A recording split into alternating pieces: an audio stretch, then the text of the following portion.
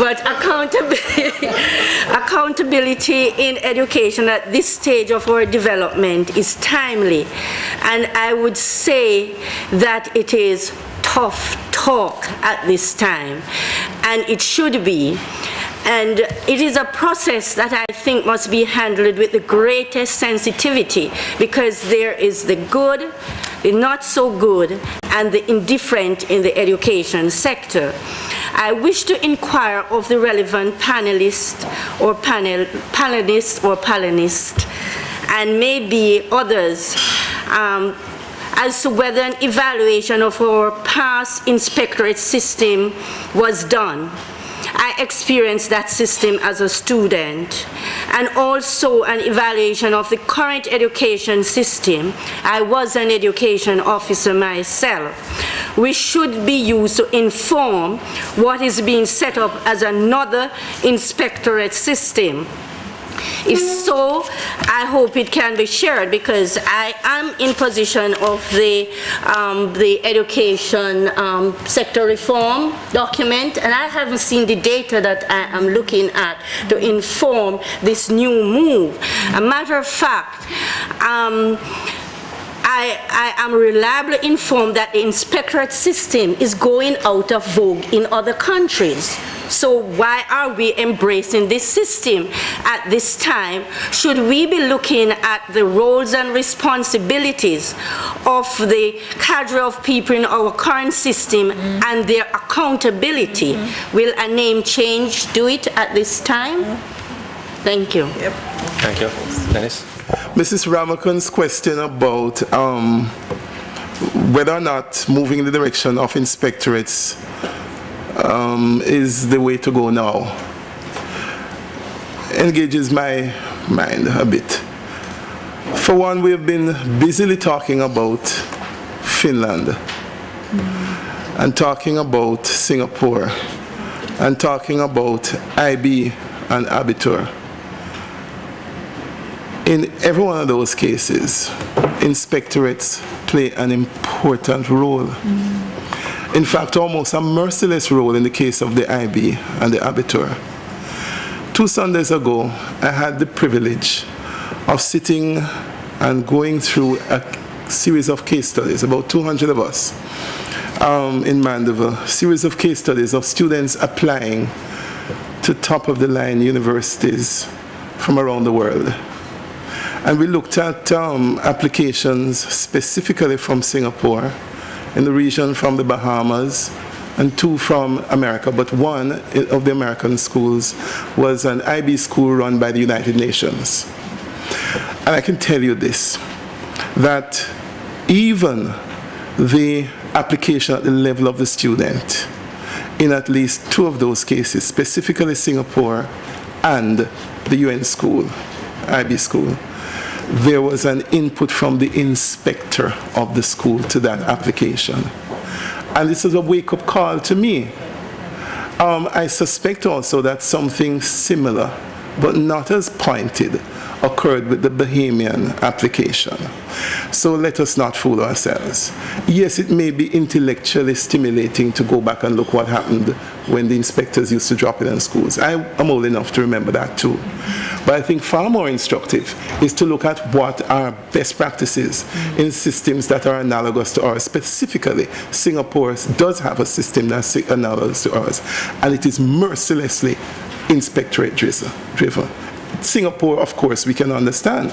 Lee Kuan Yew was a developer, a person who developed this country from a top-down method.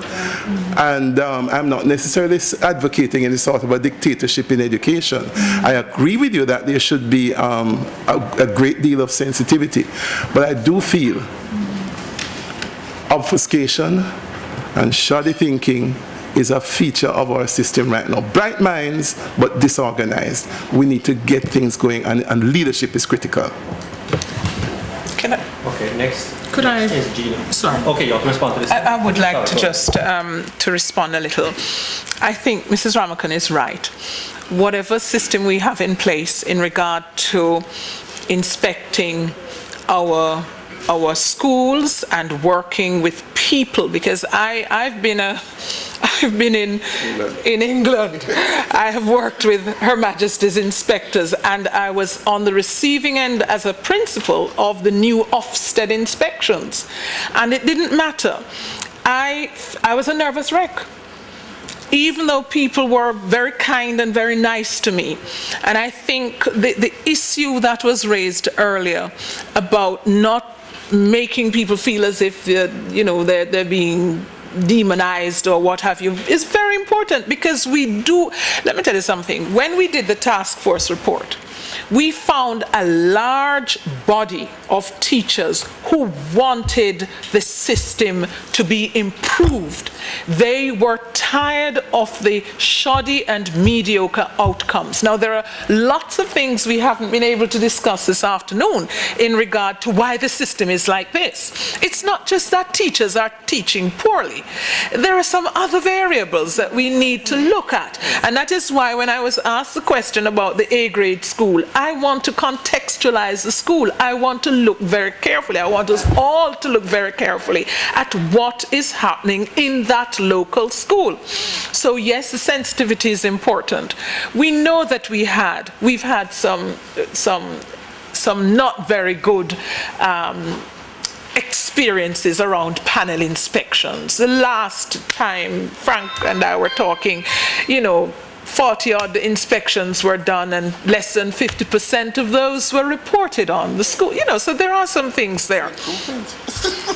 Now, the system that we're thinking about and we're actively pursuing has three important elements. The first is self-evaluation, where teachers in schools sit down and ask the professional question: what am I doing in my classroom that is of worth? How can I improve? Because we have a lot of professional knowledge that we haven't tapped into.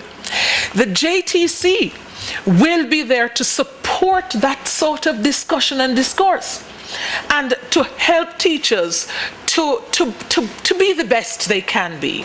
So I think the first thing, individual, personal, and system-wide self-evaluation, whether you take it as a group of teachers sitting together or a whole school looking at themselves and saying, how can we improve? And that model has come right out of Finland.